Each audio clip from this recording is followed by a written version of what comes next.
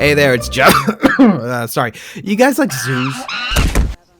Planet Zoo was the subject of a small and only mildly destructive hyperfixation of mine a little while back, as per my business magnate proclivities. I have to say, it is relatively stable asterisk for what it is trying to attempt. Now, when it comes to environmentalism and animal conservation, I am a visionary. I see these visions a lot. I listen to the visions, and I have to say, zookeeping is a foul business. I think that giraffes shouldn't just be out of enclosures and on the savannah. No, they gotta be out in the streets, terrorizing the second and third stories. And I need these people to understand what it would be like to have a hippo roaming your neighborhood in a post-ACO world, where you are unable to do anything about the 800 pounds of blubber, regardless of how many times it mistakes little Timmy for a watermelon. So my plan here is simple. We lure in the unenlightened masses with a 5-star zoo, then we drop the habitat walls and we block the exits. I will be informing you about what I am doing to achieve that. We're gonna need to pick a terrain preset first. Starting off. Alright, so we're doing the Madagascan Simian Conservation Project, Cincinnati Zoo. We killed the gorilla. So this spot has a plateau around a small moat you can fill with water, and it's free water!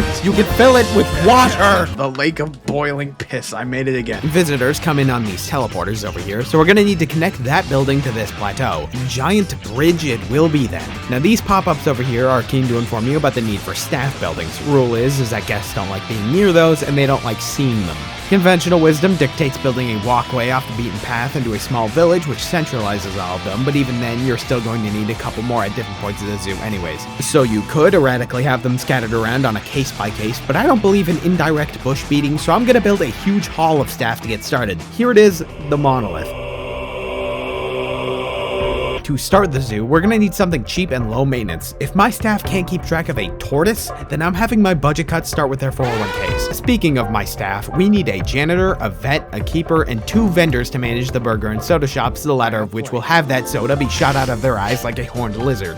Which it's a zoo, so it makes sense. That's all the basic infrastructure, but then it dawned on me. This is quite a walk to the zoo. I can add some refreshments or benches or stuff to look at, sure, but I forgot the detail that Planet Zoo NPCs are a dastardly combination of the Walmart phenotype with the fried dopamine receptor zoomer. If there is about a 40 to 60 step walk to make to get to the new animals to look at, they are not going to do it. So whatever, nuclear option it is, I'm putting a crocodile exhibit right below the walkway to give them some animals to look at. I burned through all my starting cash to do this. This was done on loan money. We don't have the budget for anything more than knee-high railings. Not even that worked, so I bought wild dogs and flamingos to entice them into the zoo. I built a monorail to get some of them there, and outside of the Montenegrin gambit, e.g. paying off a loan with an even bigger loan with an even higher rate of interest, we're all out of developments. Now, maybe I could have done with the information that guests will walk any distance as long as it's from the teleporter to the toll gate, but now we're 20k in the red, rapidly deepening. This loan isn't going anywhere, and I think it's time for a fresh wipe.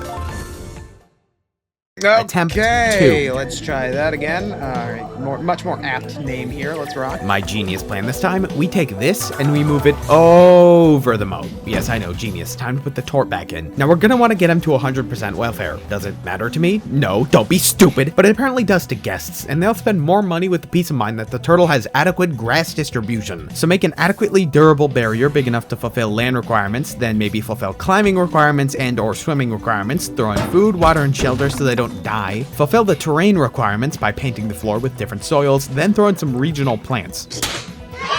Then you're gonna want some signs for it and some donation boxes to fund my spray paint lifestyle. You know what? Let's just go all in on e-begging. You want these things everywhere. Pledge to my Patreon. We can't handle enrichment yet. We need vets to research that, but this'll do. Repeat for flamingos. Then we're gonna need a staff district. Oh god, I built the monolith again. I did it again. Now we need food and drink stands. A lot of drink stands. Since the final zoo will be pulling in about 5,000 people at once, please do not overwhelm yourself with the thought of the logistical nightmare of supplying the bev to that many people who can't stand the thought of 2 minutes of walking. Lastly, you're gonna want one of these, alright? Man urinates on fellow passenger for not being allowed to smoke. That's the basic infrastructure covered, and it should hold for now. At least I thought, but that wasn't enough to keep away the roving gangs of liberals. Listen, fellas, I just don't know where I'm going wrong with this, so I have to hose you down until you know how to act. Looks like my keeper forgot to feed the flamingos. Right. We're gonna need some dystopian Amazon surveillance around here, and we're gonna need it for the guests too. Don't like it? Better bring your bottles. From there, I built a little further out, made habitats for aardvarks, hippos, and wild dogs, and 2 exhibits for snakes and millipedes. Well, not exactly in that order, but time is a flat circle. These are easy. Just mess with the temp and humidity until it's in the green. If you do not do this for your millipedes, it will be protested against. These guys don't have anything better to do. But don't worry, these bugs are a very lucrative money-making venture. They reproduce really fast, and once things get crowded, just take everybody except 1 male and 1 female and sell them on the dark web to be used for malignant purposes. That's where the real margins are. I am the #1 supplier on the foreign bug exchange. Anyways, we're barely flipping a profit, so what I think this place lacks is some X factor. I don't have much money, but I have accumulated plenty of WEF brownie points, and as it just so happens, there's a panda up for grabs. Normally, that incurs an annual million rental fee from a particular East Asian country, but thanks to my strong alliance with the CCP, this sent me back only 400 credits for my very own Oreo-colored waste of calories. Superb. I also put in this mini safari, because certain animals actually gain bonuses if you put them in the same habitats, and another habitat for peafowls. Don't do that. Don't get peafowls. They are constantly multiplying and contracting several strains of the Black Plague. We're chopping them up and we're eating them. Would you like to be greeted by the giant ominous floating orangutan? It's not giant, but... All that is to say, we have some funds to our name, so I hired a private security guard with the most confident walk cycle I have ever seen. Officer shoot to kill reporting for duty. I also extended the bridge more for gharials and molecularly unstable leopards, but at the end of the day, we have to do that thing that all people of the upper crust do. Gorilla Coliseum. Alright, here it is. Looking good. I also put in some refreshments by the side, like the miscellaneous meat patties and the gorilla juice. Later, I would also add this, and this, but almost invariably, things started to go wrong. One of my keepers inspected the flamingo exhibit and went to go prepare food on the opposite end of the zoo, leaving one of them to starve to death. We had a couple ape escapes, and of course, I started losing money, either because the gorillas weren't earning their keep or some growing economic bottlenecks, I don't know. But firstly, I decided to take out a loan and created habitats for pangolins and a shared one for nallas and bongos, which are things that exist apparently. Secondly, I have to set up work zones. Work zones are a collection of selected buildings and habitats, allowing you to assign employees to the zones, and they'll only ever interact with that zone's buildings and habitats. 2 keepers to watch over a work zone of 4 habitats with a nearby keeper hut and staff room in that zone will adequately meet flamingo dinner time punctuality. You're also going to want to set them for shopkeepers, so do it like all shops at the entrance or all shops at the far end or the Gorilla Coliseum. Don't set one guy to one shop, that's dumb. He'll go on break, then no one will be manning it, so you assign a second guy to the shop, except when the first guy's off his break, you won't have anything to do because the second guy is still there, you get it. I'm not proud of it, I had to save scum a few times, but I did eventually stabilize and pay off that loan. Money shouldn't be an issue for the rest of the run, and the monolith has grown slightly taller. I don't think it should do that. See, you're allowed to charge more per guest the bigger your zoo is, on top of more people showing up by default anyway, so once you hit the point where you can price gouge with no hit to your approval ratings, you become too big to fail. The problem before was being patient with it. I know the first thing you wanted to do was have a 300% markup for child tickets, but that will have to wait. This also puts us comfortably at 3.5 stars. Sounds pretty good, but these 4 are practically freebies. Besides installing a monorail, I did have an idea for a new district, and it should be right here. Welcome to the underground. They let you do this. Actually, despite the fact these animals will never know anything besides a cold, damp cave, none of this incurs a penalty. It just automatically ensures the hard shelter requirement is met. Everything works. He should be violently shaking like that. I've played through all the campaign levels, and the final scenario involved building up a zoo from this tiny studio apartment space, and this is how I beat it. I also did declare a military apartheid, but that is entirely unrelated.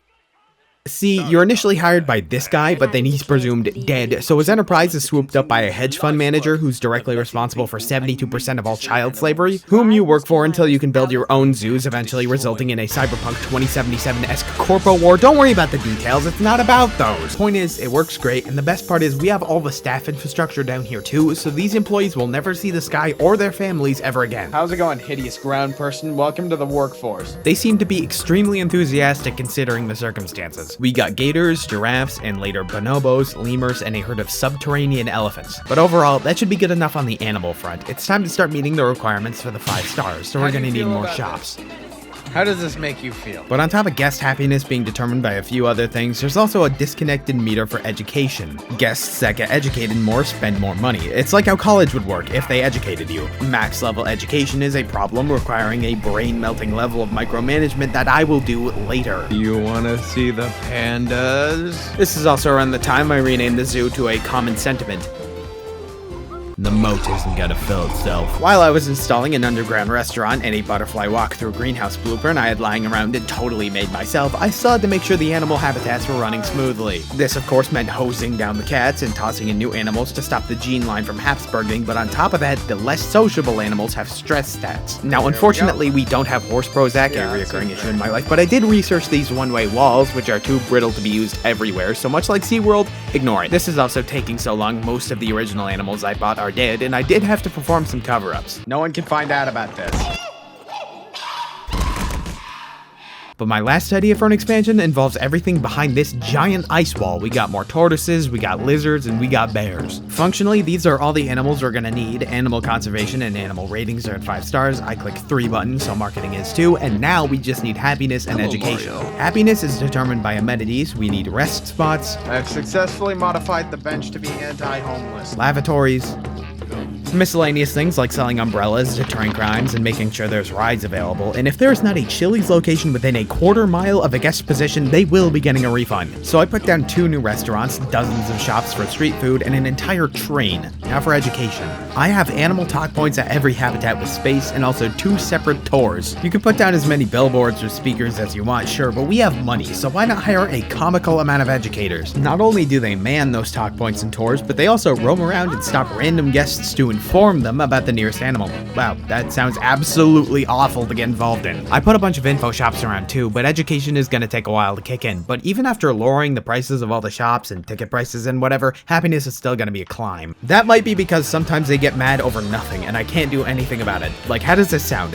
The unhappiness of criminals brings down the average when they are arrested. I wish I could have stayed longer to see that. Well, that sounds like a you problem, okay? Why is that hitting my Yelp rating? Look, I'm not going to lie to you. Watching this 5th star slowly opacify while randomly dropping on occasion was not great for my cortisol. I'm just howling, itching, fiending to take lives, but eventually we got our report card in at a clean 5 stars. It's not stable at 5 stars, but counterpoint, I don't care. The challenge is done, and the monolith is complete. I think so. It's taller again. I don't know why it's taller. All right, time to get to work, guys. Vendors, everyone's fired.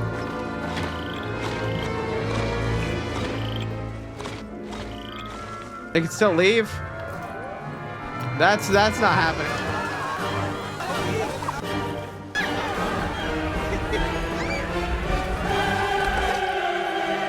Oh, he's homing in. What are they doing?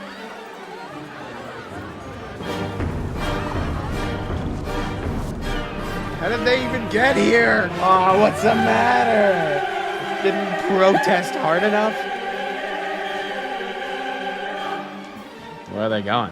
Alright, well, I believe we have resolved the issue. Good stuff, very good show. Gonna keep it $1.50. Didn't think I'd be making more filler, but you know how these things are. Planet Zoo 2 comes out in a little while, so Frontier, if you feel inclined to give me a CD key, don't. I don't think I'll be making a video on it. You don't have to do that. Anyways, exquisite exfiltrate.